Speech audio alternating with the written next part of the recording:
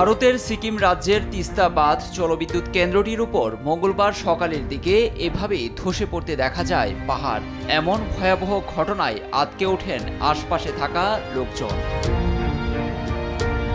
National hydroelectric পাওয়ার কর্পোরেশনের তিস্তা বাঁধ জলবিদ্যুৎ কেন্দ্রটিতে পাহাড় ধসের দৃশ্য সেখানকার লোকজন মোবাইলে ধারণ করেন।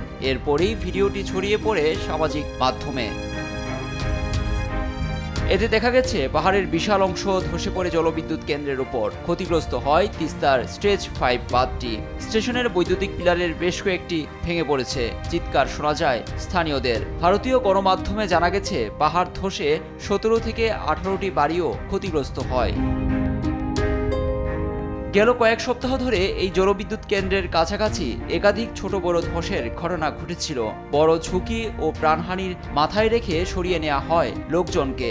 ঘন ঘন ভূমিধসে ওই পাহাড়টি গেল কয়েকদিন ধরেই ঝুঁকিতে ছিল। এরই মধ্যে ক্ষয়ক্ষতি মূল্যায়ন এবং পরিস্থিতি পর্যবেক্ষণ করতে ঘটনাস্থলের আশপাশে পরিদর্শন করেছেন বলে বিবৃতি দিয়েছে সংশ্লিষ্ট মহল। 2023 সালের অক্টোবরে সিকিমে লোনাক হ্রদ ভেঙে যে দুর্যোগ নেমে এসেছিল তাতে ক্ষতিগ্রস্ত হয় তিস্তার এই বাঁধটি। চলতি বর্ষায় মারাত্মক ক্ষতিগ্রস্ত হয়েছে সিকিম রাজ্য। এই মৌসুমে সিকিমে এখন পর্যন্ত স্বাভাবিকের চেয়ে 32% বৃষ্টি বেশি হয়েছে।